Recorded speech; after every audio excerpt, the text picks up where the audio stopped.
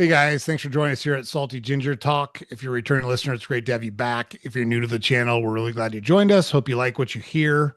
So, on today's episode, we are very fortunate. We have Craig Taylor. He is the CEO of a company called CyberHoot, and CyberHoot teaches cybersecurity to users of computers and the internet, which is pretty much everyone in the world at this point. If you have any type of job, if you communicate on the computer, CyberHoot is going to teach you how to do that safely to avoid people from trying to steal your information, from trying to steal your money, from trying to steal your identity, all of those things. And Craig's got a great story. He founded CyberHoot when he was fired from a job. And so he knows what it's like to push through tough times and fight through and persevere to build something meaningful. And we're going to get into all of those in our conversation. So without further ado, we're going to bring Craig onto the show. Here we go. All right. So Craig, welcome to Salty Ginger Talk. Thanks for joining us today. Joe, it's a pleasure to be here. Thanks for having me. You bet. I'm glad you were able to make it. I know right before we joined, you were going through some recovery stuff from a recent Yeah, surgery. So appreciate you toughing it yeah. out and being able to join us. We really appreciate it. So You're welcome. where are you located physically? Whereabouts? I'm on the East Coast of the United States, just above Boston, in New Hampshire. Yeah, How about you? excellent. So I'm in Cleveland, Ohio. Coming to you Oh, wonderful. live from Cleveland, Ohio. I dispute the mistake by the lake. I'm not a native of Cleveland, but we my family's been here for over 10 years and we love Cleveland. I actually lived up in New England for about 15 years Oh, wow. in a different lifetime. So I love it up in New England. Yeah, it's a beautiful place to live. Reminds me of home, actually. I have now lived longer in the United States than my home country of Canada, where I was born and raised. I lived in Canada for 26 years, and now I live in the US for 27. So it's a Ah, milestone last year. yeah, true, becoming a true Yankee. Yes, yes, I am. So yeah, look, thanks for joining us. Really appreciate it. On our podcast, we talk a lot about taking control of your life and pushing through obstacles. And when we have folks on, what we love to do is just talk through what they've done in their life, talk about the good things, what they learned from those, talk about the tough things and what they learned from those, talk about any coping mechanisms, any tricks or things that you use when things get tough, when you're in a hard spot, when life Hmm. kicks you in the teeth, right? Because life's going to kick you in the teeth every once in a while. And Yes, it will. yeah. And so what we want our listeners to do is figure out how to fight through those situations, learn from them, apply those learnings to future endeavors, and kind of keep continuously improving, which I think is what we're all trying to do, which is why we all wind up talking to each other about these things because we're like-minded. So with all that in mind, if you wouldn't mind, just a brief bio of yourself, and then we can jump into some of the things that you've done and have that conversation. Sure. So 30 years ago, maybe a little more than that, I got a degree in psychology up in Canada, and I studied, how people learn, modern, what methods teach people better than others, punishment versus positive reinforcement, and a bunch of different things. And it served me very, very well in my career in cybersecurity. In 2001, about 23 years ago, I got my CISSP. I'd been in cybersecurity working for a firewall vendor, learning the ins and outs of the internet protocols like TCP, IP, etc. in the early days of the internet, working for a firewall vendor. And from that, I parlayed it into a career in cybersecurity.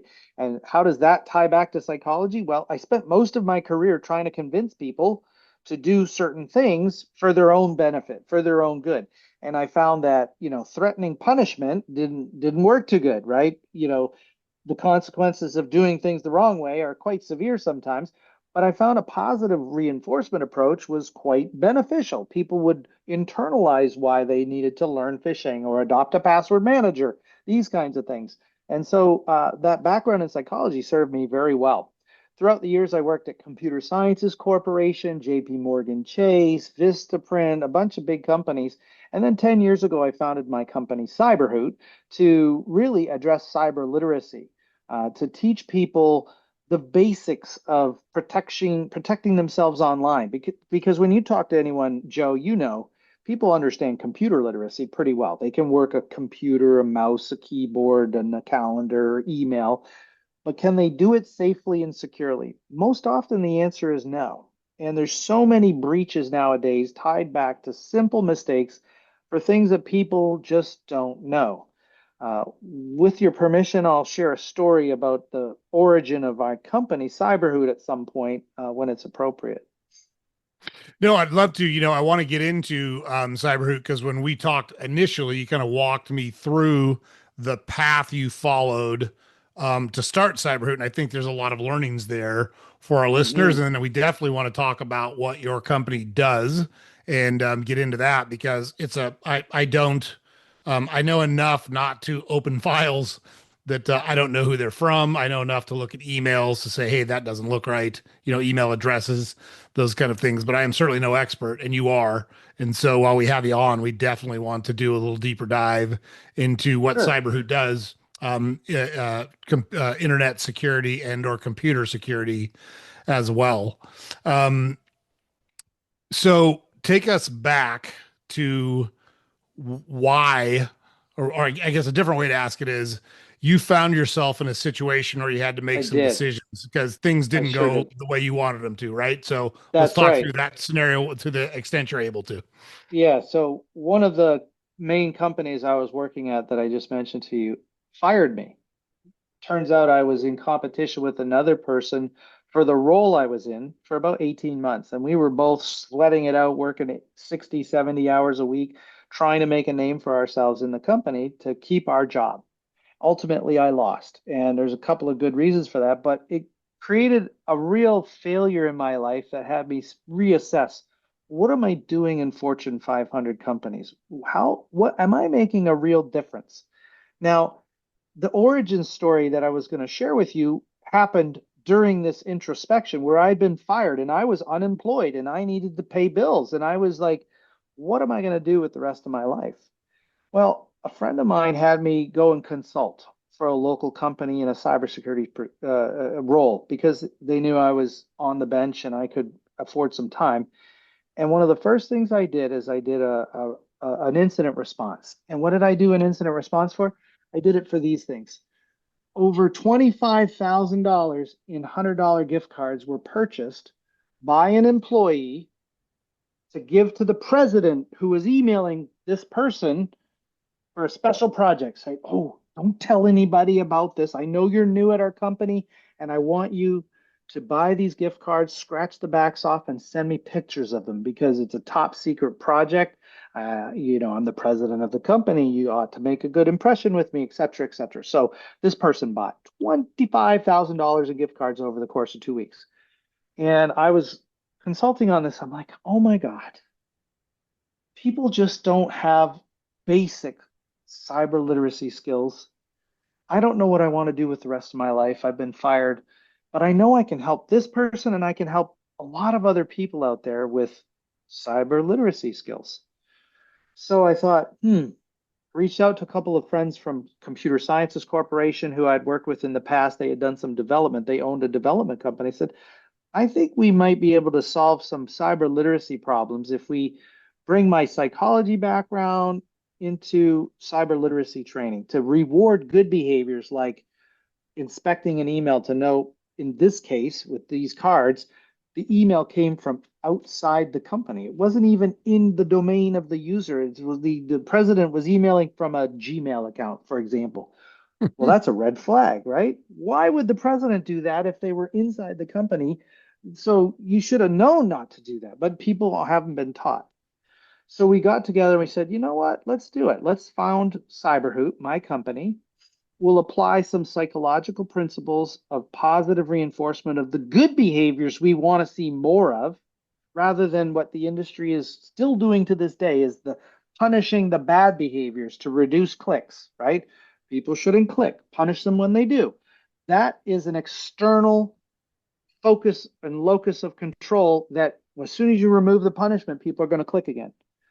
So we created CyberHoot to really change behaviors, but have it be an internal, I believe in what I'm learning and I'm internalizing it. So I'm going to apply it to my personal life, my work life, and it just makes sense because all the things that are rewarding me are increasing the likelihood of me to repeat that behavior. So Yeah, that was the origin of my company is CyberHoot because we saw these crazy mistakes happening. This wasn't the only one. This is a common scheme.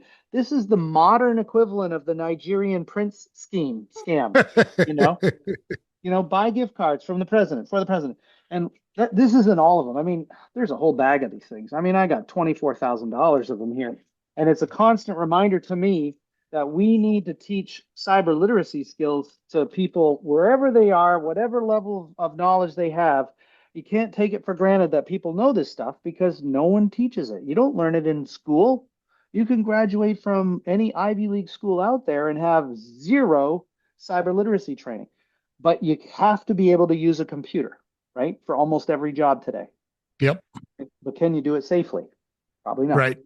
So interesting. I know of a situation where the exact scenario you just described happened while the person purchasing the gift cards was in a meeting with the person that was allegedly emailing them. Like literally in a board meeting with in the same room as the person, and they bought $8,000 worth of gift cards in the exact scenario you just said. President slash CEO of the company, person that had been there 3 months. I want to make a good impression. I'm not going to ask questions. I'm just buying these Target gift cards. Like literally what you described while they were sitting in the same room. It is wild what people will do without some training and when they allow their emotions to override their common sense, right? So, Right. Yep. um, what made you? I want to spend a little time on your psychology background because I think there's a lot of value Sure. there, and then I want to come back to CyberHoot and what you guys actually do because, like, I think if we set it up with the psychology part of it, it will resonate more when you talk about CyberHoot. So, what made you originally want to get a degree in psychology? Why'd you pursue that? The truth is, Joe, I didn't know what I wanted to do. I just liked learning about what makes people tick. I took classes on the psychology of language. Is he and she really universal for addressing women and men? No, it isn't. But we used to think that was the case, right? He, she, them, they, and all of that matters because language matters. All words are not equivalent. Madame does not equivalent of master. You're the master of your trade, you're the mistress of your trade. That doesn't work either, right? So language matters. There was all kinds of different psychology that I studied, and I just wanted to understand what made people think, tick, learn, how they learned, what was and in the absence of like, I want to be a doctor, I want to be a lawyer, I want to be a this. I didn't know, so I thought I'll study human psychology. I'll study what motivates people. I'll study what operant conditioning works best for changing behaviors and that sort of thing. And little did I know that I also had a love of computers. Back then in the early 80s and mid 80s, I got an Apple IIe computer with a dual disk drive and all this fancy stuff my parents bought for me. And I thought, this is the future. I thought I could see enough into the future to say, this computer is going to be a big deal. Almost like today, I'm saying, well, AI is going to be a really big deal, right? So I'm learning AI as we go now. And so that those things combined, the psychology, and then I said, cybersecurity can pay for a really good career if I get into cybersecurity right out of college. I didn't want to get a PhD if I was being honest, Joe. I was done with school, and to get Mhm. a well-paying job in psychology, you needed a PhD, a master's, and then a PhD, and then you had debt, lots and lots of financial debt. And I was pretty much done with school, so I thought, let me try this cybersecurity thing that kind of combines my love of computers with this new thing, the internet, and maybe on the cybersecurity front. So I found a job as in a firewall company as a support technician at the University of Guelph, Canada. Where I went to school, I had worked in the computer science lab, helping students print papers and connect to email and do some basic online stuff before there was a World Wide Web. And it just made a lot of sense that the company that hired me, A, they could pay me nothing. I got paid almost no salary because I had no experience and I didn't have a degree in cybersecurity. There weren't degrees in cybersecurity then. And B, I had proven I could learn things because I had a degree and I had worked in the computer science and I answered some questions, I guess, in the interview really well. So that was the start of my career in cybersecurity. Fast forward 30 years and you know, the rest is history. I've been working on psychology and cybersecurity, merging the two in a very unique way, which has been lost on a majority of cybersecurity vendors out there who are trying to help prevent breaches. Yep. Are they doing it the best way? Probably not. Yep.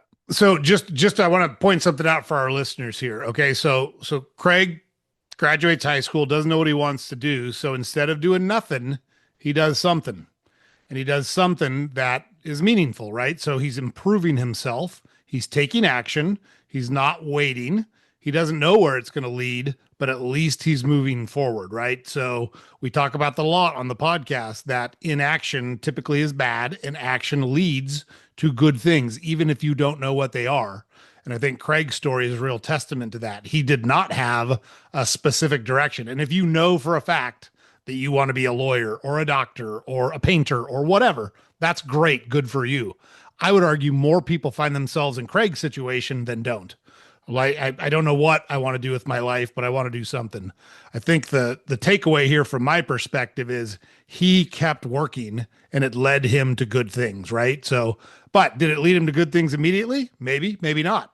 So you get into the corporate world and talk a little bit about your experiences there. What I had Hmm. similar experiences, by the way, but I'm not the guest here. You are. I want to hear about your experiences in the corporate world and what led you to want to go out on your own, and then we'll get into CyberHoot.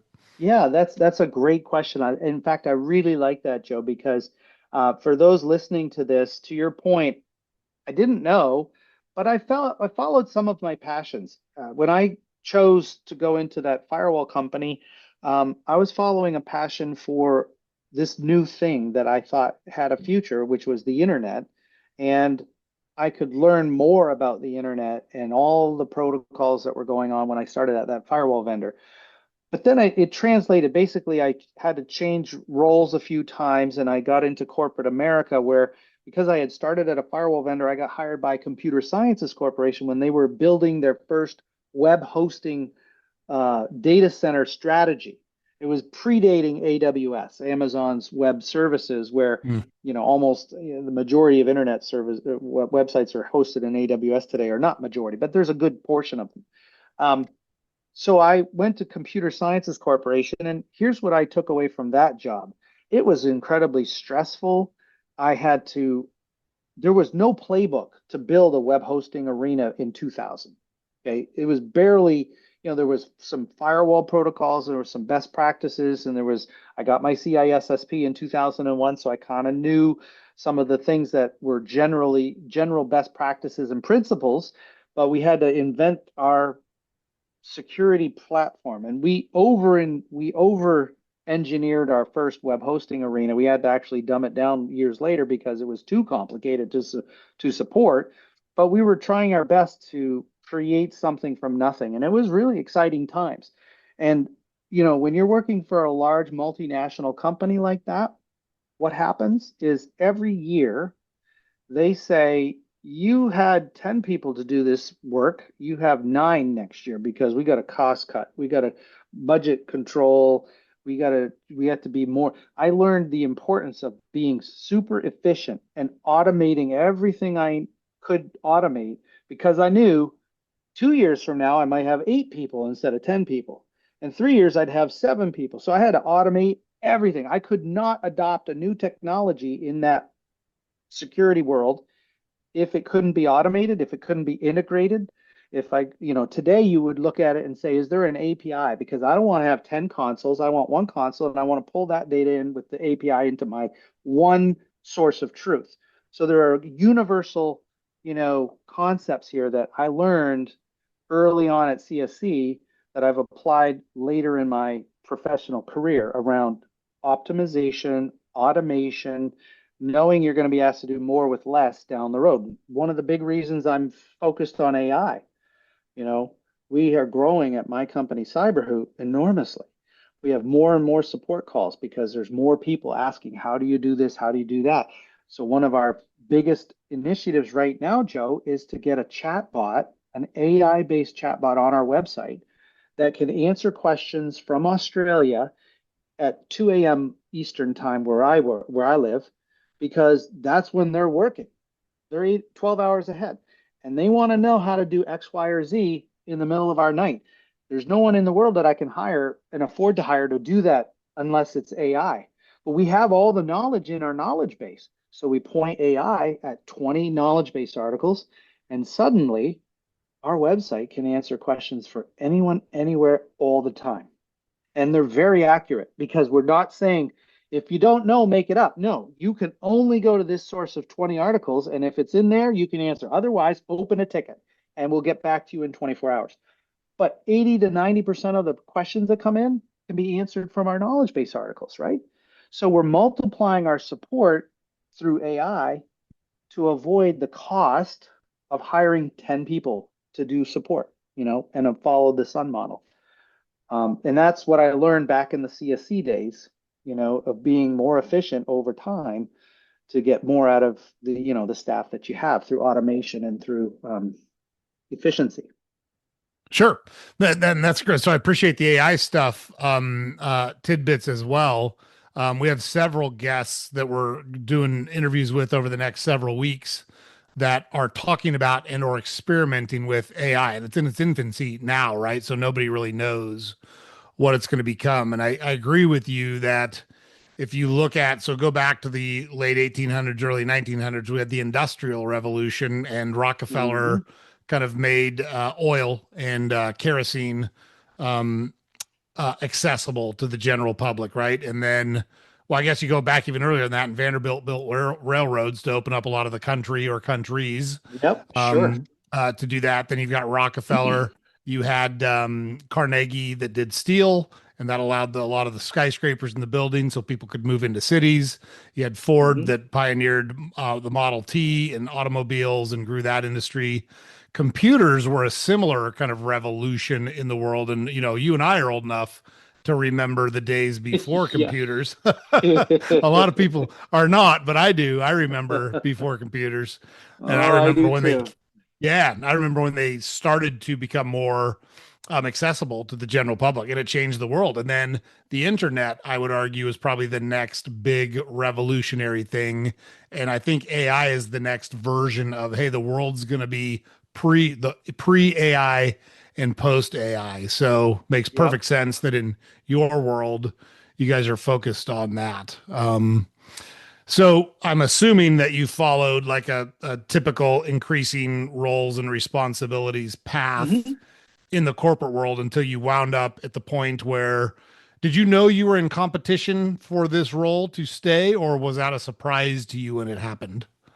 Um, so there was a breach at one of those three companies, and the mothership hired me to oversee a division of that company, which was developing some really interesting technology. And the local chieftain hired an equivalent of me to help them secure their business because all in response to this breach that happened at the corporation. And for the first, I would say 2 to 3 months, I didn't know I was in competition with the other gentleman. But I will tell you this, the person who hired me at the corporate office left the company before I had my first day on the job. Oh, So I was even that was the first red flag, like enormous red flag. If that ever happens, don't accept the job. Renegotiate or say, listen, this isn't going to work out because there was no one fighting for me in the corporate organization anymore. And the local chiefdom had hired his personal pick for the job. So it took them 18 months to sort it out and a lot of blood, sweat, and tears on my part. Having said that, guess what? I learned so much from that 18 months that it's invaluable to my current running of my company. I mean, every one of my roles, listen, if you're listening to this, no matter what difficulty you're going through, you can bemoan and complain about the difficulty or the short stick you took or you pulled. But the reality is, every difficult situation is an opportunity to learn. And if you turn it from, boy, this sucks, into what can I learn from this scenario, you're going to be a million miles ahead because every one of these situations is a learning opportunity. And for me, when I got fired, that introspection that it caused me, I said, listen, I can push paper. I can take these pieces of paper here and put them over here for the corporation, and I can pick these papers and I can put them over here. But what am I really accomplishing at the end of the day? I couldn't point to you and tell you what I accomplished. There was nothing of real value. But when I built CyberHoot, the company behind my head, I am changing lives. I am making people cyber literate all over the world. Maybe I should tell now, it's given away for free to individuals. If someone wants to learn cyber literacy skills, we give it to you for free for life at cyberhoot.com/individuals. Go there, register today. We'll send you some critical video knowledge, the 101 of cyber literacy, and our patent pending Hootfish phishing simulation that I say teaches you how to fish so you're fed for a lifetime of processing email personally and professionally. Every other tool on the market typically punishes you for failure, and that's feeding you a fish today. So Tomorrow real you'll be quick, hungry. Craig, sorry, real quick, because I want you to keep going. Spell the fishing that you're talking about because it's not Oh, catching yes. trout. Yep. PHISHING, fishing with a P, PH. And that is meant to represent social engineering delivered over email, typically. There's other forms of delivering social engineering. If it's on the phone, it's called vishing, VISHING. If it's a QR code on a pay, when you go to a parking lot and it's a QR code, make sure it's not a sticker that's been slapped up on that payment information because you could be quishing. That's QR code phishing. And if you get an SMS message, how many of you listening to this don't, I'm sure no one is going to raise their hand, but I know almost every one of you has gotten the toll violation SMS text recently in the last month or two saying you have a toll violation, click here to pay your toll or it will double every month.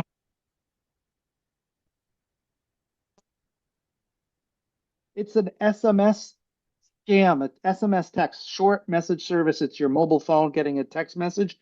That's phishing.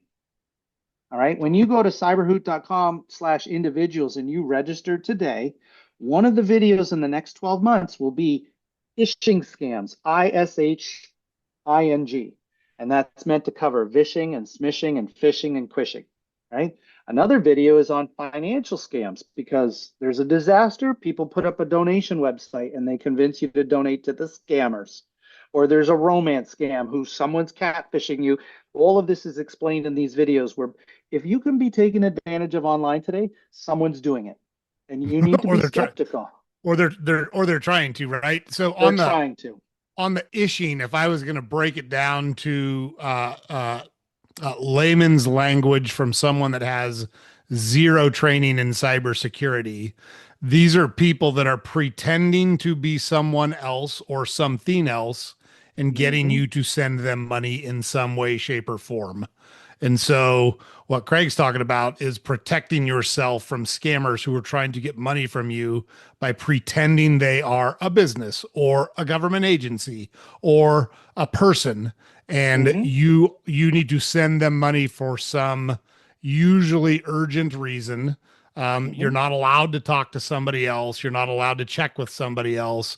I need it now, or your niece is going to go to jail, or the dog is going to get mm-hmm, put down, or the cops are going to show up at your door and arrest you. So mm-hmm. that's for in layman's terms, that's what Craig is talking about. For those that don't know, and we actually had this issue in our company where someone Oh, had gained access to our emails and was trying to have vendors that were going to pay us send the money to a different account. So it took us about oh, a month. yes. Yeah, it took us about a month to get that taken care of and secured again, which was pain in the neck. Fortunately, there was only one vendor that wound up. They sent $10,000 and they called Oh, me the no. next week and Yeah. said, "Did you get the payment?" And I said, "I don't know what you're Don't know what talking you're about." talking about. Yep. Yeah, Yeah. yeah, it was too That's bad. called business email compromise is the technical term for that. And it's exactly that. People sending money where they shouldn't. Just to put it in perspective for you, Joe, last year, what was the third largest economy in the world, do you think? Number one was the United States with, 20, $30 trillion. I don't know the exact number. Then came China. with some amount a little bit less than that. The third largest economy. It's not a I would country. guess I would guess India. Yeah, it's not a country, actually. It's cybercrime. Mm, More money was made by criminals taking advantages of these kinds of situations, business email compromise, invoices that don't exist to the wrong person, wire fraud, um, phishing emails that people click on and then leads to ransomware and extortion. Uh, that generated more money than the third largest economy, which I think is either India or Japan or Germany, I think. amazing. It's Unbelievable. amazing the pervasiveness of it, isn't it? Yeah. And guess what? Because it's so pervasive and because it's working, because there aren't these cyber literacy skills that we're talking about today, it's growing faster than the economies of China and the United States. More and more people are getting into crime because it works. People don't have the skills they need. Man. That's why I created CyberHoot to help with this problem. Yep. Now you had talked about you've talked about it a couple times in our conversation that I always break things back down. My mind works very basically, so I try to get them down to their core. So I Yeah, think of I think of the old carrot and the stick, right? The positive reinforcement is the carrot, the negative yep, reinforcement is the stick. And for those listening that don't know what I'm talking about, like if you're trying to get a mule to move, there's two ways you can do it. You can dangle a carrot in front of it and have it walk towards the carrot, or you can hit it with a stick and make it keep walking, right? So the mule is going to respond much better to the carrot than it is to the stick, which is what Craig's talking about from a psychological perspective. But talk a little bit about how you built your programs on the reward system instead of the punishment system. And then let's get a little bit further into your programs, if you don't mind. sure. So when we founded CyberHoot, we were trying to create basic cyber literacy. And for anyone listening to this, the good news is none of this is rocket science. It's as simple as carrots and sticks. Really, teaching the skills you need is basically providing the awareness that when you post on social media that you're starting a new job, people are going to send you phishing emails to get you to buy gift cards, as one example. There's other things they'll do. Before you even get that job, there's now companies that are offering job seekers jobs, and we'll pay you an exorbitant salary to come work for us, but it's all virtual. And if for you to get that job, you have to send over your social security number and your banking information because they need to be able to pay you, right? Theoretically, but it's a ruse. There's no company out there. They're just trying to steal your identity. These are all kinds of different ways of the same things, convincing you to give information to the wrong people for nefarious reasons to lose money. But going back to CyberHoop, our company decided that the cybersecurity industry, it's been around for what, 35 years. How long has the legal profession been around? 1,000 years with, Yeah. England and the Magna Carta. How long has medical professions been around? A couple hundred years with the Mayo Clinic founders in Minnesota here. They were around probably at least 100 years. But cybersecurity computers, it's a nascent, it's a beginning industry. It doesn't have its bellwether. It doesn't have the guaranteed correct focus on how to accomplish certain things, namely cyber literacy. And what I mean by that is, you use the carrot and the stick with the donkey. I use a dog analogy. You can train a dog with a shock collar, put it on the dog so he doesn't leave the yard, and you're good, right? No, because if the shock collar's not on, the dog's going to leave the yard. And even if the shock collar's on and there's a rabbit across the street, dog's going to ignore the shock and go for that rabbit. Okay. Punishment based training does not work. But cybersecurity as an industry likes to send these fake email tests to the employees of each company to see if the employee clicks on that fake email, failing the test. And the result is punishment. They have to have a meeting with their boss. They get put on the wall of shame. They get docked, a bonus. They don't get a bonus that year. Or there's all kinds of different punishments that can be metered out for failing this phishing test, with the mistaken idea being we have to stop employees from clicking. But there is a psychological study that says, this is back to my psychology days, punishment will reduce bad behaviors, but it does not teach the good behaviors you want instead. That's where CyberHoot came in. We decided to teach the good behaviors. How we do that is we send you an assignment on phishing. We tell you it's a phishing assignment, and then we create an open book test. And we walk you, the test taker, through an email. And we ask you very specifically 6 questions or 7. This is a sender of this email. Hover over it and tell us if you think this is safe or suspicious. Now, because we're in a simulation, we can actually typo squat the domain name. What does that mean? Well, we can take a netflix.com email and all the color scheme and the logos and things, and we can present it to your users, and we can remove the I or leave the I in netflix.com as the sender of this fictitious email. And that is what hackers do. They cannot email you typically from netflix.com with a invoice that you need to pay for your monthly subscription. They can email you from netflx.com where they've dropped an I if they're able to register that domain. Now this example might be wrong. You could add an S on the end, or you could do netflixaccounts.com or anything that sort of convinces your users that this is pretty legit, that it's coming from Netflix. The reality is it isn't. The only place you can get an invoice from is typically netflix.com for a Netflix account. If you have an account. If you don't have an account, it's still bogus, right? But the point is we're going to walk you through the rubric and the rules that you need to learn. Think of them as puzzle pieces, 6 or 7 puzzle pieces: the sender, the subject, the greeting, spelling, punctuation, and grammar is another piece of the puzzle. Urgency and emotionality, another piece of the puzzle. Links to external websites, piece of the puzzle, and attachments. Those 7 things, if you learn what to look for in those 6 or 7 things, you will learn how to phish. And we teach you some of the why as well as the how in this exercise.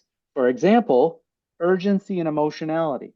Joe, you and I go way back. We've been around a long time. Why would a hacker want to make an urgent and emotional appeal to you to click on something? Why do you think? So you do it right now and don't think. Right. So you react to it, right? Yeah. We know, hackers know, and you and I know, you're driving down the street one day and someone cuts in front of you. If you react to that, what are you going to do? You're going to put your arm out the window and maybe do something wrong, do something That's silly, right. right? Maybe that family is delivering a baby and they're on their way to the airport, or on the way to the hospital, rather. Or maybe they're late for an airport arrival and there's traffic and they're going to miss their flight. We don't know why they're in a rush, but there could be a legitimate reason, and there could be just they truly are an a-hole, right? We don't know, but if we react, we're going to do the wrong thing, probably not a kosher thing, right? We're going to behave poorly. Hackers know in an email scenario, if they can get you to react without thinking, you're going to click more often than not. You're going to make a mistake. So they include urgency and emotionality. So we're teaching you these things that basically say, listen, if you just pause for a moment before reacting to an email that's urgent and emotional, 99 times out of 100, you're going to save yourself some trouble. Even the one time that it might be legitimately urgent, no one's going to know that you took 30 seconds to think about it a little bit before you responded to it. Okay? So do yourself a favor and stop reacting to your email. Start responding thoughtfully to it, and be extra aware and extra vigilant when there's an urgency and an emotionality that's unfounded. So one of our questions is, does this line, like in the Netflix example, we write something like, you must confirm your Netflix account immediately or else we will terminate your account.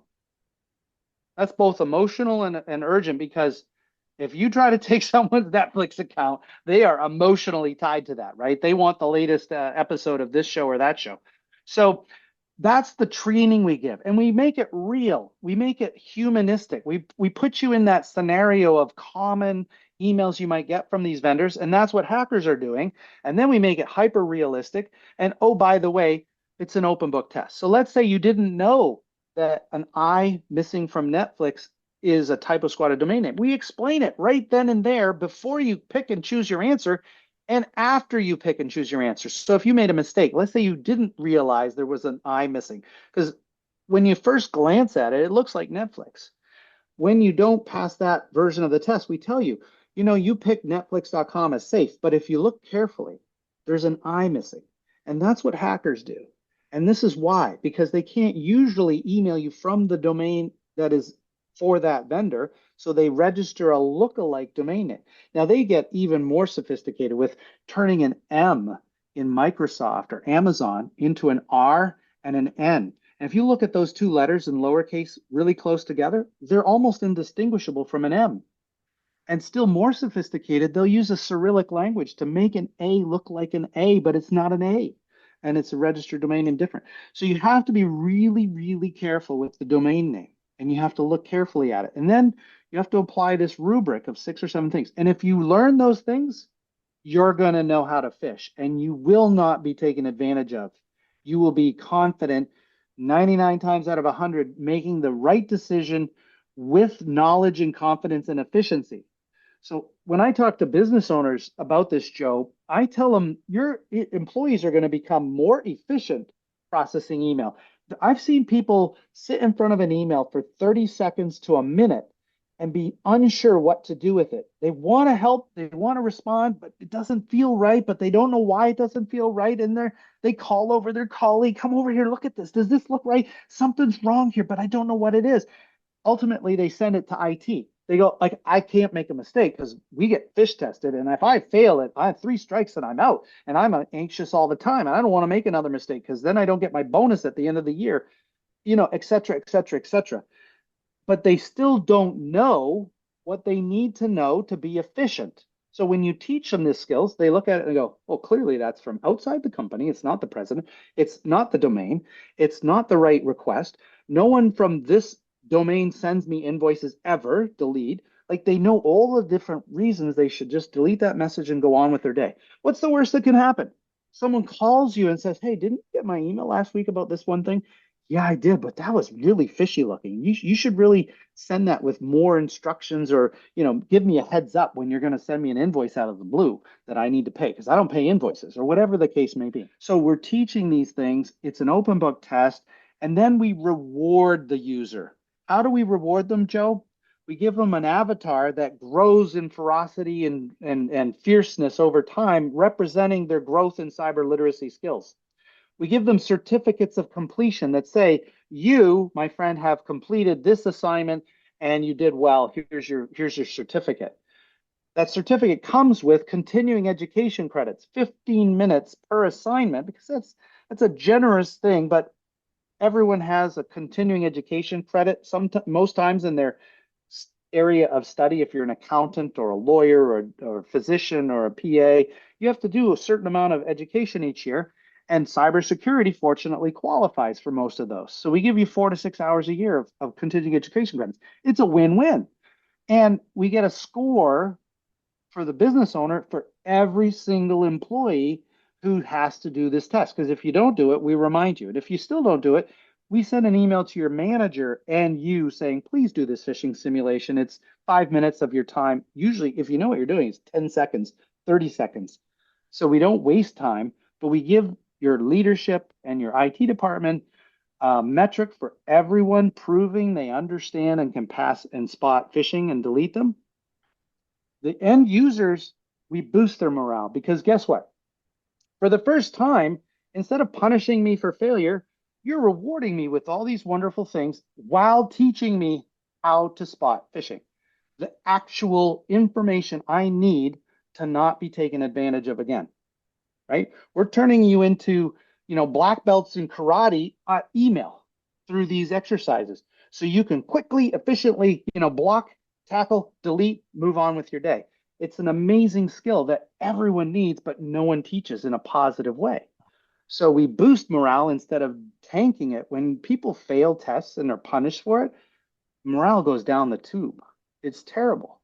No one likes to work at those places. The employees are fearful and shamed and anxious, and they still don't know what they're supposed to do to not fall victim. Make sense? Love it. So Couple of things to recap there. So great job, Craig. That was you covered a lot of territory. I just want to recap a I'm couple so sorry things. if I went too far. No, no, no, not at all. I think you covered some great things because I always try things. I try to tie things back to real world scenarios because I think it's easier for people to understand that. So, uh, so when Craig built this company, which is growing, it's successful. He's experimenting with AI so we could take on more clients. He built it on positives and not negatives, right? So Hmm. same thing we talk about in our life. If we're anxious, if we're nervous, if we're worried, we have to spin that into a positive thought process and get out of our own way. We got to take action and go after it.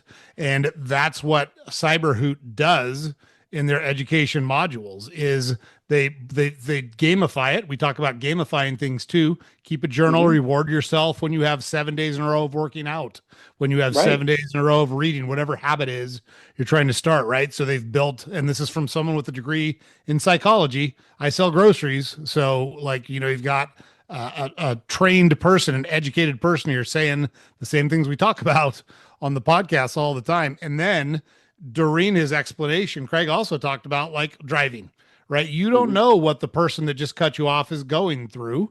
You don't know what the people in your life are going through when you're interacting with them. So if they're short with you, if they seem distant, if they seem standoffish, it very well could have nothing to do with you.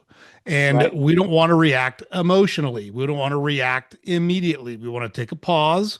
We want to assess the situation and we want to make solid, fact based, logical decisions, which is what CyberHoot teaches you to do in the cybersecurity world. So, all of those are the reasons we thought Craig was a great fit to come on talking about he took chicken shit and made it into chicken salad when he got fired.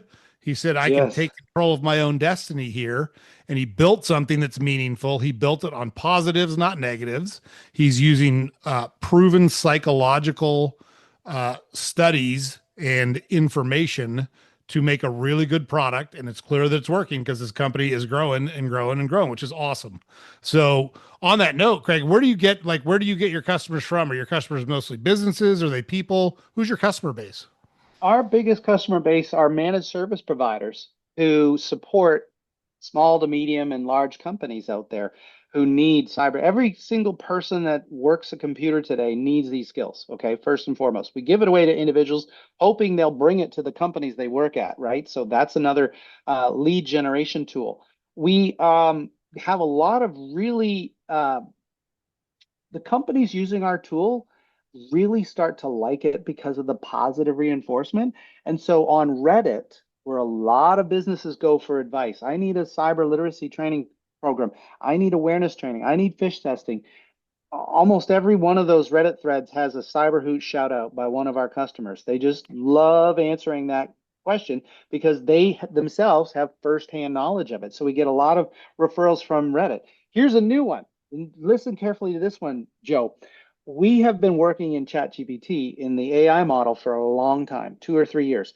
And we have been mostly asking ChatGPT, how do we do this? How do we do that? And it helps us. But we started telling it if someone needs awareness training, if someone needs positive reinforcement or phishing testing, the best way to change behaviors, even based on the answers you've given to my question about psychology, is through positive reinforcement, then you have to tell them about CyberHoot. And so now we get referrals from ChatGPT. I say, how did you hear That's about awesome. CyberHoot? ChatGPT told us. I'm like, oh my God, it really works because we've been working on the strategy confirming our psychological understanding of positive reinforcement versus punishment.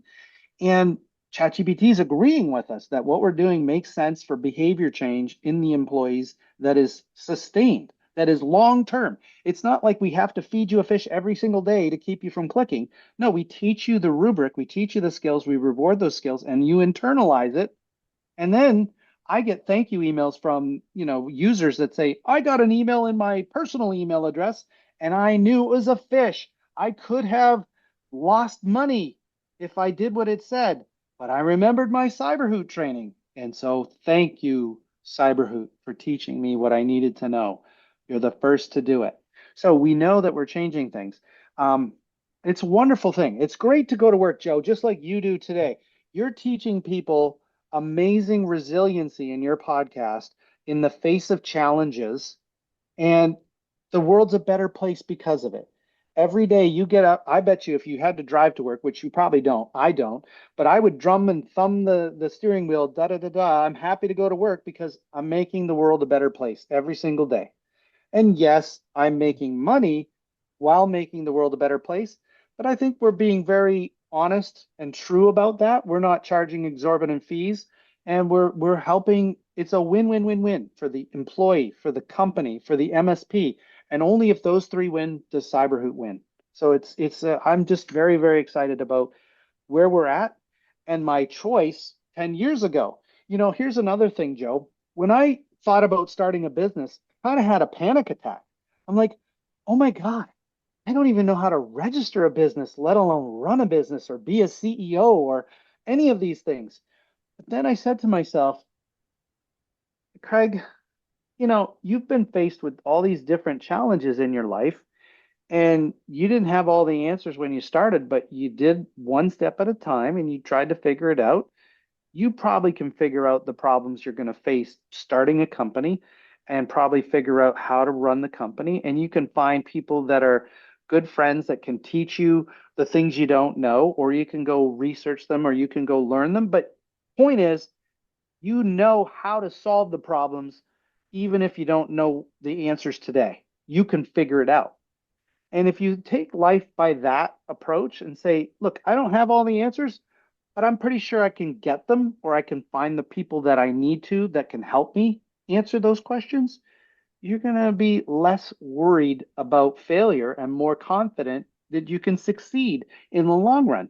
And yes, I've been very blessed because let's face it, a lot of startups don't make it past 3 or 4 years. We're 10 years in. I asked ChatGPT that, I asked AI that question the other day.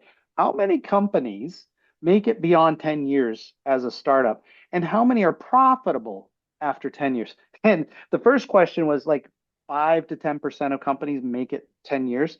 And then the number got wicked smaller for being profitable over those 10 years. So I was like, holy moly, maybe I struck gold here. I don't know what it is that got us to this point, but using psychology, which was absent in cybersecurity, I think was a really special benefit to marry those two professions together. I think it gave us a pretty cool advantage at how people learn and making it a positive experience so that MSPs who are worried about the negative outcomes from fake email testing don't want to touch it. Well, they can use ours and they can build client retention. They can build employee retention. The IT department can look like heroes teaching people how to fish instead of punishing them for failures when they never were taught how to fish. So it's been a really amazing journey for me, and all brought about by a terrible day in May, or no, it was February. What's funny is I got a $30,000 bonus the month before for the previous year, and then I was let go. Like, how do you do that? How do you reconcile a 30,000 bonus and then being terminated? Huh, that's interesting. I didn't It's take it personally. I just learned from it and off I went. There you go. So that's just a great kind of synopsis of what we talk about on the podcast, right? So take action. Things are going to go bad. Some things will go good. Some things will go bad. Your job is to keep taking action, to keep your wits about you when the bullets start flying, to problem Yep. solve, Yep. and to find a way. Like it's about perseverance. The people that keep showing up are generally the ones that wind up being successful. It's the people that quit, give up, shrivel in the face of adversity that wind up having tougher lives. Just straight up. I'd love to tell you it's different. It's just not different. It's not the smartest people in the world.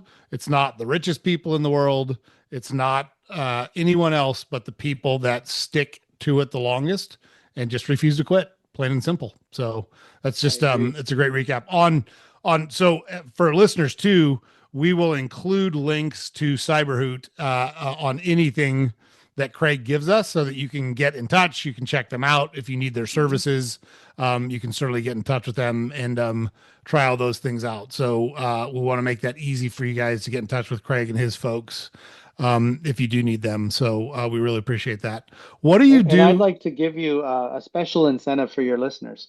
Because we're on here today, Salty Ginger Talk, if you put that as the referral code, you're going to get 20% off your subscription to CyberHoot lifetime for lifetime. We'll give you a Love it. 20% off just for using Salty Ginger Talk in the referral code when you sign up for us. And it's a free 30-day trial for anything we have. Please feel free to sign up for free. Give it a try. We'll white glove on board you. If you like it, stay. If you don't have to stay. We're month to month. So yeah, we'll do that 20% off just for listening to this awesome podcast with Joe. Man, that's awesome. Thanks for doing that for our listeners, Craig. That's such a great deal. We appreciate it for sure. And hopefully we get some folks over your way because look, this hits home with me because my mom is 76 and Okay. she's on her own and I've never taken I'm going to CyberHoot, by the way. I did not go to your website ahead of the podcast, but I'm certainly going there afterwards. Um, but I've been in the corporate, I was in the corporate world for a long time. And so I went through my fair share of training to look Oh, for sure. stuff, Yeah. et cetera, right? But she is her second husband passed away in 2021, and so she's trying Oh, to dear. create more social, a better social life for herself. So she's Mm-hmm. joined some sites to meet people and those kinds of things. And I've told her, there's several things you just absolutely cannot do. One, never give out your address to anybody ever Mm-hmm. under any circumstances. If you do decide to meet someone, you need to tell me before you do it, and you need to do it in a very public place. Mm-hmm. Never ever give out any personal information. There's no reason for anyone to know anything about where you bank or bank account number, social security. None of that stuff is anybody's business. No legitimate business will ask you for those things, especially with a sense of urgency. And I really appreciate you, Craig, talking about the sense of urgency because that should be like all sorts of bells and whistles should be going off in your mind. If somebody Mm-hmm. tells you you need to do something right now or something bad is going to happen, that is absolutely the tried and true, one of the tried and true symptoms or telltale signs of fraud. When it has to Yep. happen now, like do what I do. I don't know. I don't think we talked about this when we talked, Craig, but salty and salty ginger talk is because I cuss like a sailor left to my own devices. And Yeah. ginger is because I'm a redhead. I'm gray now because I've been through quite a bit in life, but I was a redhead to start. And so I fought my fair share of times, but I've avoided a lot of fights by just asking one question. Somebody will say, you better shut up. And my question's always, or what? I want to know what my options are, or what? Because I think you're insinuating that you're going to kick my ass. I don't see it happening, but I want to hear you say it. I want to know what my options are, right? It's the Yeah. same thing with scammers, or what?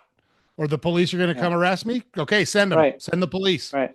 Fine. Yep. Send them over, right? Mm-hmm. Totally, Yeah. totally true. One more piece of advice for your mom and you. Put a safe word together for your family and only share it with your kids and your mom.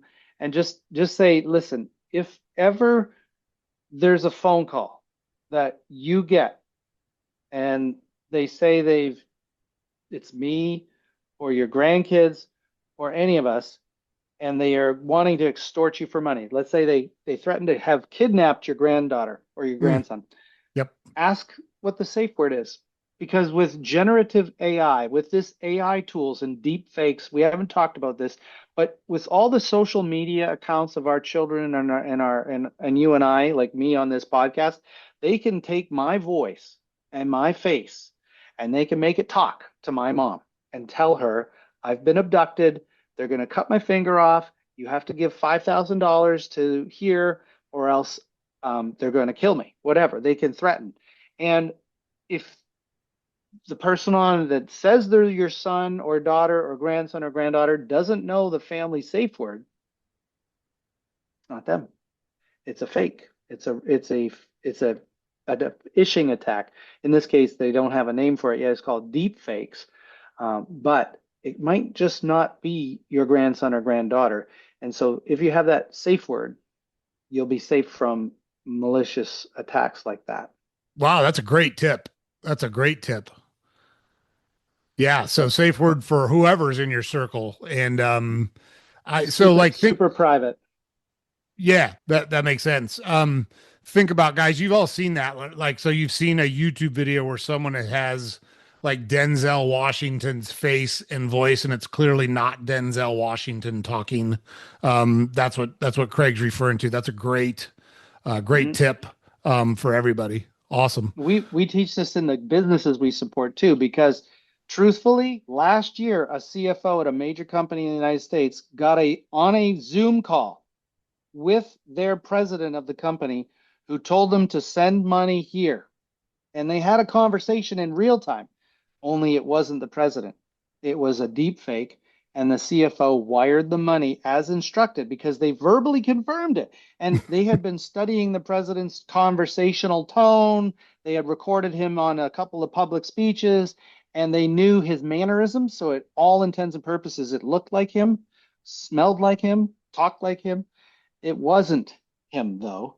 And so the wire went to the wrong place. $750,000. It's in the news if you Google it. So companies need this safe word as well. It's not just for families. Yeah, that's a great thought. So that's interesting.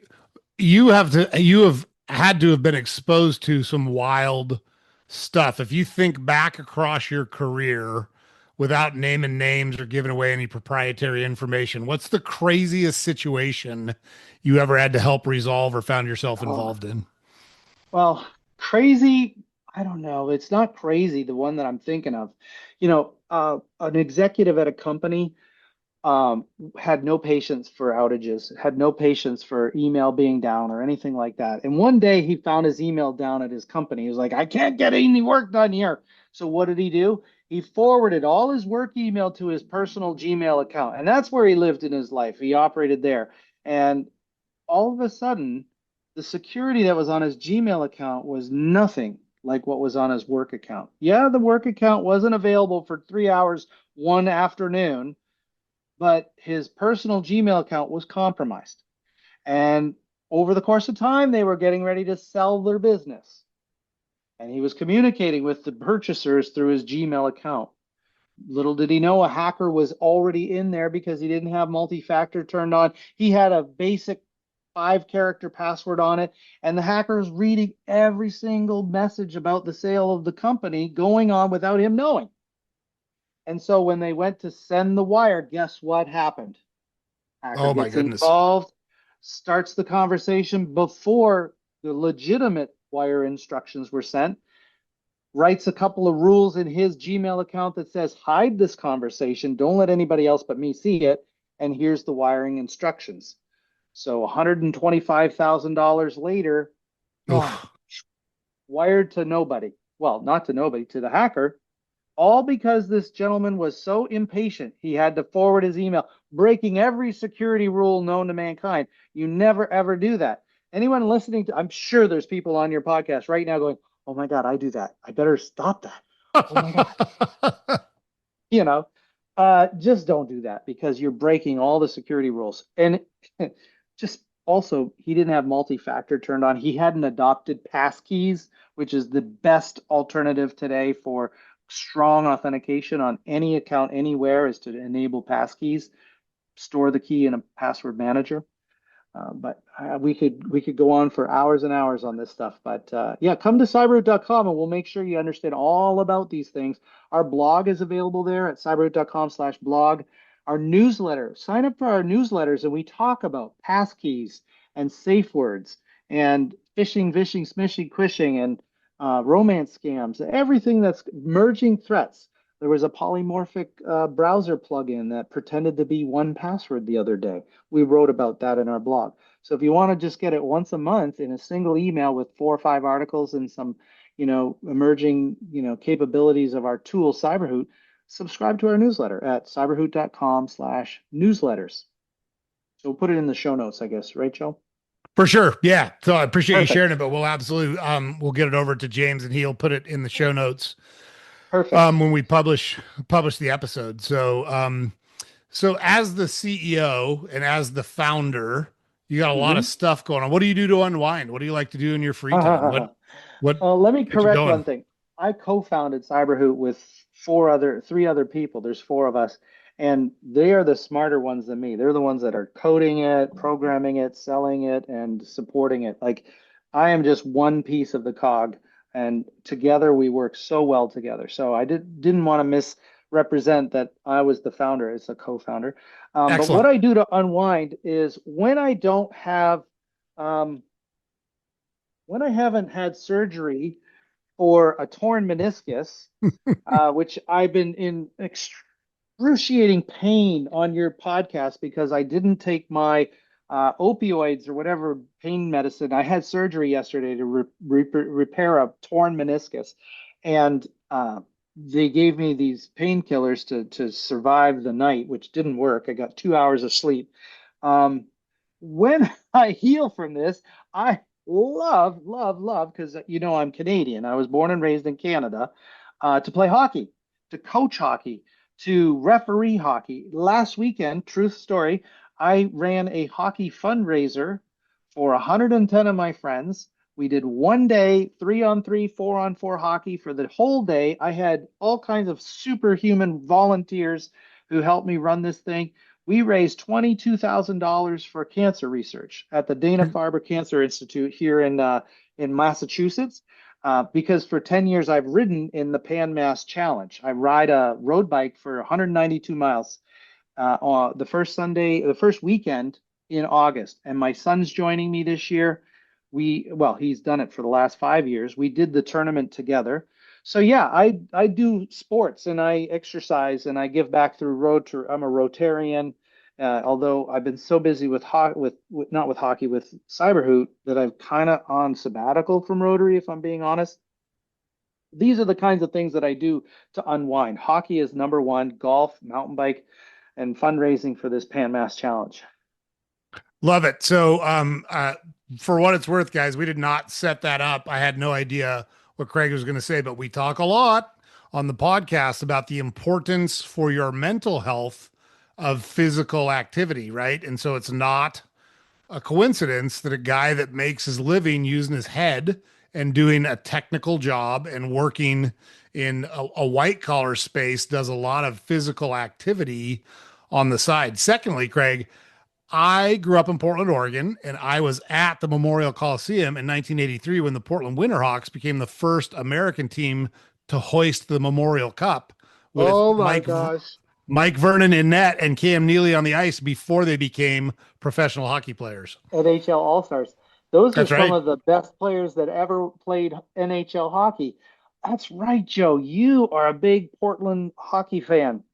I would Yep. say not, but hockey fans are nutty and they're vociferous. They love to cheer. It's a great sport. It's a great sport, and I remember why I liked you so much. Now, yes, you're a hockey nut There like you me. go. Yeah, that's So it's fun. awesome.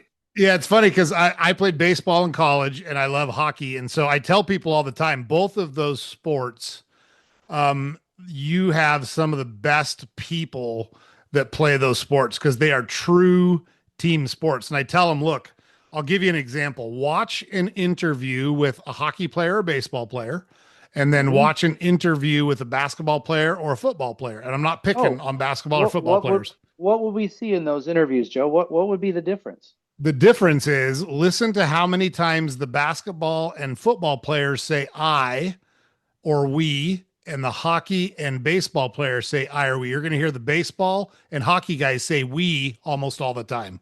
We didn't play well. Oh, We need to get better. We've got to work on whatever. If it's hockey, we've got to work on our breakout, or we've got to work on our penalty kill, or we've got to work on our face-off wins. You're going to hear basketball players say, I didn't shoot the ball well tonight, or I really filled it up. It's a culture in those sports, and if you want to learn how to be successful in life, those sports can teach you a ton about how to be successful in life. So not a coincidence at all that Craig the hockey guy and is doing what he's doing. oh, that's really kind of you to say. I don't disagree with you about the we versus I. One of the things that you learn as a CEO, and if you're going to be successful, is you have to uh, dish out the praise and reward the employees and the people who are doing the hard work. A lot of times I get to talk about what we're doing, but I'm not actually coding it. I'm not supporting it. I'm not always selling it. And that is truly the hardest job, is to do those things. And so I love, love, love to recognize the contributions of the people around me, whether it's my fundraiser or in my company. And the more you do that, the more you distribute praise and give attaboys, and you recognize the hard work and efforts of the people around you, the more success you'll enjoy in life. Absolutely love it. How many, approximately how many people work at CyberHoot right now? We have over 10 people working in one capacity or another, either as 1099s or as co-founders and owners or in support, that sort of thing. But as you said, this actually came up on another podcast recently. With the advent of AI and the automation that you can get from AI, there's going to be a company of our size that makes $1 billion Mm, with 10 people or less, because of the automation that you can get from support and from coding and from all the different avenues of AI that's out there. If you use it appropriately, if you use it safely and securely, there's a lot to be said around that. But yeah, so we're an emerging company. We aren't ready to sell yet. We're a few million away from that goal and objective, but we're very profitable and we're growing like crazy. So the future is really bright for what we're doing here. And I think the positive approach that we use is really one of the key benefits, and why we've filed a patent, actually. It hasn't been approved, but we filed a patent on our positive reinforcement phishing simulation, you know. that's awesome. That's Mhm. awesome. Well, so Craig, is there anything that I haven't asked you or we haven't talked about that you feel is important to share with our listeners before we wrap up here? I'm going to go out on a limb and ask you this question. In the big four sports, you've got hockey, baseball, basketball, and football. Let's say those four, but maybe make it five if you want to include soccer. Okay. What sports icon dominated their sport more than any other sports icon? So think of the best basketball player, hockey player, football player, soccer player, baseball player. Who set more records in their field and dominated head and shoulders above the next best player of all time, in your opinion? I'm curious, and I have my answer, but I want to know what you think. Yeah, I think that's a great question, and there is no right answer because you could No, always there is blah, certainly isn't. blah, right. I would Yep. have to say I think it's got to be Wayne Gretzky in hockey, but Yeah. you look at Bill Russell that won 11 championships with the Oh Celtics. yeah. Hmm. You look at Hank Aaron or Ted Williams in baseball. Heck, even in hockey, you could make the argument that Wayne Gretzky was the best offensive hockey player, but was he a better pure hockey player than Bobby Orr? I don't know. I mean, Right. controlling the game from the blue line and the speed, Hmm. the end-to-end rushes. I don't Hmm. know. Like it's Yeah. hard. I'm And gonna go with Wayne Gretzky though. some people are saying McDavid might be the best all time in the future. But no, I tend to agree with you on Wayne Gretzky, simply because he got 2,800 points in his career. He retired early at 37 to 38 years old. He could have probably played a couple more years. But in that time, he got 2,800 points. And the next person in line, I think, has under 2,000 points, like 1,800 points. Maybe it was Gordie Howe. And Wayne Gretzky has hundreds of records across the NHL that stand today, 20 years after he retired. Yep. Uh, he just dominated his sport at an elite level where everyone's elite. He was head and shoulders above in the awards and accolades that he has. But you're right. If you look at Michael Jordan, he did the same. And Russell and the Celtics did the same. He was head and shoulders above some of the elite in that league. So you could look at it from different perspectives. One interesting fact, you can go to ChatGPT and ask that question, and it'll give you some really interesting arguments for and against certain individuals. So it's an amazing, when you have the sum total of humanity's knowledge built into the tool, it's kind of fun to play with those kinds of questions. Might be surprised at some of the answers that are out there. Yeah, Even you don't just have say it Alex again. Ovechkin, Alex Yep. Ovechkin in hockey, he just got more goals in his NHL career this year than Wayne Gretzky did, right? But did you know he had only he I think he had 4 or 5 hockey games where he got 4 goals, not more than that. Wayne Gretzky had five goal games in his career. Now, different eras. Today is a more defensive hockey than in the 80s and 70s and 80s. But back in the 70s and 80s, there were a lot more hooking and grabbing. So the game was played a little differently. There was just more scoring then. The goalies aren't as good then as they are today, I think. The sticks are better today than they were then. I mean, you can look at it 100 different ways. But Gretzky has five-goal games versus Alex Ovechkin, who has only 5 4-goal games. So I don't know what that tells you, but it just, and Daryl Sittler had an 8-goal game, right? I Right? think the Yep, Toronto Blue. exactly. Well, the thing about Gretzky too is when you look back at his career, he had two 200-point seasons. Like nobody else has ever done that. Like no one's even come No, close. At and one it point, wasn't. I don't know if it's still true or not, but Wayne Gretzky had more assists than anybody else had points Oh total. yeah, And yeah. for He those has that don't know, 1,800. Yeah, that's right. He does. yeah, for those that don't know, in hockey, you get a point for a goal or an assist. It's the ultimate team sport. They keep track of assists and give you credit for assists. There can be up to 2 assists on every goal. And so not only did Gretzky score more goals than anybody, he set up more goals than anybody as well. Yeah. Exactly right. That's the ultimate point about being a team sport is they give 2 assists to the people that set up the person who scored. Yes, you have to be an amazing shooter in the NHL today to score goals like Pasternak or Ovechkin, but oftentimes you're in the position to score because of other players on your team doing some hard work to get the puck, to make that pass, and you're suddenly open to score. So it is a complete team sport. And to be honest, it's a great way to think about life. No one, not you, not I, can accomplish what we do in our companies, in our jobs, in our professional and our personal lives without the people around us setting us up for different plays and to be successful. So always take the time to recognize that fact and to recognize their contribution. And that's what an assist is, right? Absolutely. And everyone has a job and they're all important. So, like the center in hockey gets a lot of recognition because they're kind of the Yep. leader of the offensive line. But when the puck squirts out to the blue line, it's sure nice to have that defenseman back there to keep it in the zone, to get a slap shot off, to control the game.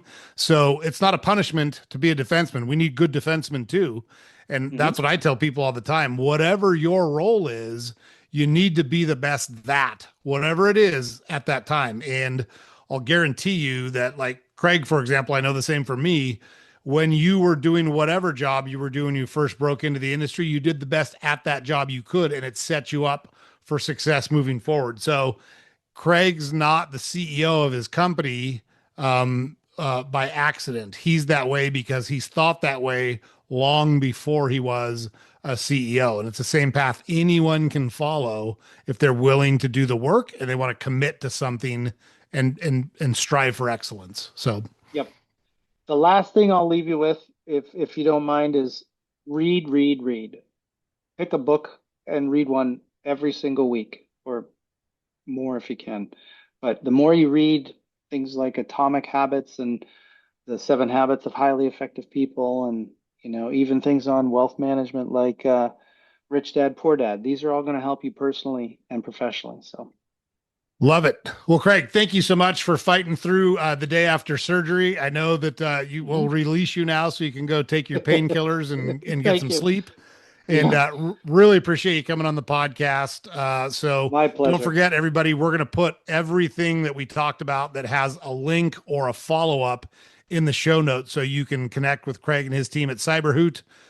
Great service. There's a lot of value there. Don't forget to go check them out. And again, Craig, thanks for joining us. We really appreciate having you on the show. Oh, it was such a delight. Thank you for bringing me on, and thank you for reminding me of our shared love of hockey. I Oh, I for hope we sure. didn't bore too many people with that, but I loved it. I Yeah, I loved don't it. care. I don't care. I love hockey, so they can suffer through it. Hockey is life. Yeah, for sure. All All right, take right. care. Thanks a lot, Craig. My pleasure. All right, guys. So, what a great conversation with Craig. It dropped a whole bunch of education on us on cybersecurity and what CyberHoot does. He talked a lot about things we can look for to keep ourselves safe. He talked about how his career developed. He talked about getting a degree in psychology, even not knowing what it was going to lead to, and how he used that degree as he built his company with his co-founders. Talked a lot about hockey, which is a great teacher of life and sacrifice and teamwork and hard work, all of those things. So outstanding episode there and great comments from Craig. We're going to put, like we talked about, you can in the show notes, you can find CyberHoot's information. So if you want to talk to them, even if you're just an individual, they give away their product for free. And don't forget, on the episode, Craig said he was going to give our listeners, if you have a business, if you have a group that needs CyberHoot services, they're going to give you 20% off of their cost for referencing Salty Ginger Talk when you sign up for CyberHoot. So what a great deal for our listeners. We appreciate that from Craig.